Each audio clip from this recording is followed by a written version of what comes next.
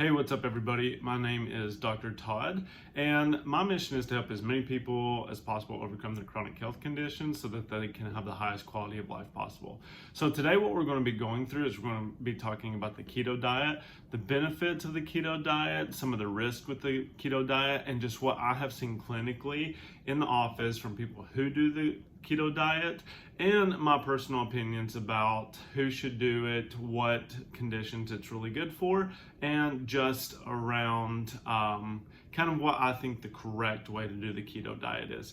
So what is the keto diet? The keto diet is a very highly fat-based diet where you're eating less than 50 grams of carbs per day.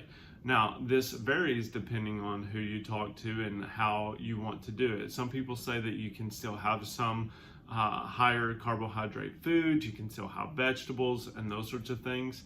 But mainly, the reason why the keto diet is so effective is because it's cutting out a lot of your simple sugars that most people are eating today, that's causing inflammation, that's causing weight gain, that's causing these highly inflammatory processes like cancers, heart disease, Alzheimer's, causing all of these issues that we see commonly today in America. And so one of the things that we want to look at is if you're cutting out simple sugars, if you're cutting out like your sodas, if you're cutting out your junk food, you're cutting out cookies and sweets and those sorts of things, because you're not allowed to go over 50 grams of carbohydrates per day, then that is actually going to be a very effective diet. Because that's what most people struggle with. And if you hold yourself to that standard, then it's very likely that you're going to see results. And so, am I a fan of the keto diet? 100% for the short term. So now, what this can help with, let's just talk about what it can help with from, what your end goal is. Now, it can help with weight loss. So just like we stated, if you're doing less than 50 grams of carbs per day, then what's going to happen is you're going to start utilizing a lot of the fat that you're eating, and your body is going to adapt its metabolism in order to burn and utilize fat more effectively. So when you're eating more fat and your body learns that it doesn't have the carbohydrates to run off of, then what it will do is it will utilize that fat and it will produce ketones in order to drive your brain, to drive most of your body functions. So you switch from a sugar-based burning metabolism into a fat-based burning metabolism. And so if you have increased adipose tissue around the hips, the thighs, the lower abdomen, or anywhere like that, then what will happen is once you kind of use up your food storages, especially if you're being active and you're exercising and doing the things that you should, then what will happen is you will start utilizing your belly fat, your hip fat, and your leg fat in order to fuel your body. So you end up losing weight, which is great. Now, another thing that most people don't know is that it really helps with seizures. So because your brain is mostly fat, it's 70 to 80% fat, and it's mainly made up of DHA. And a lot of that fat comes from fish oils. So when I was actually going through doctorate school, and how I kept my brain inflammation down and how I stayed on top of my schoolwork, because I actually graduated early and I graduated with a 4.8. A 3.9, not a 4.8. So I graduated summa cum laude. And I attribute that a lot to high dosing fish oil on the front end. So I would take 3 times the recommended amount of fish oil in order to get enough EPA and DHA, because EPA, I think of it like Environmental Protection Agency. It's going to clean up inflammation throughout your whole body, and then DHA is what your brain is made up of, so it can help fuel that brain.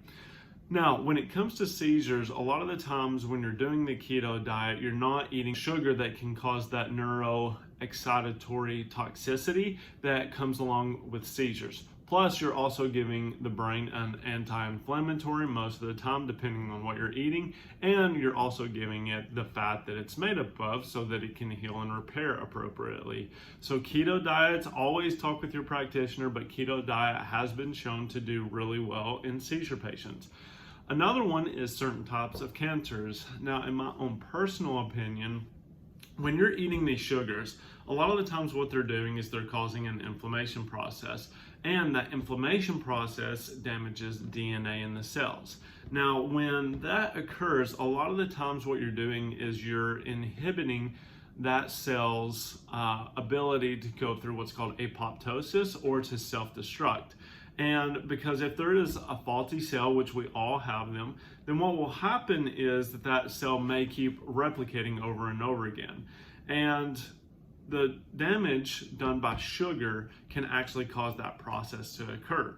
And so what we want to do is we want to make sure that we're cutting out any of that inflammation and giving our cells the best chance to be healthy, so that they're not getting that DNA damage, so that they don't go through that replicating process. Now, with this relating back to keto, what does that mean? That means that when we cut out those inflammatory sugars, that there is a high likelihood that we will prevent those cancers from occurring.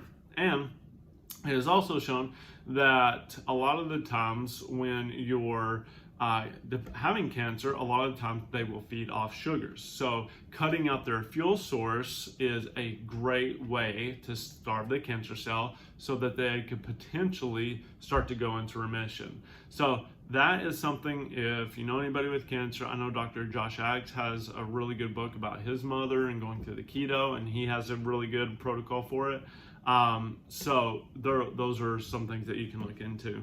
It's useful with PCOS. Now, polycystic ovarian syndrome. So ladies, if you're watching this, with this, PCOS is commonly due to blood sugar issues.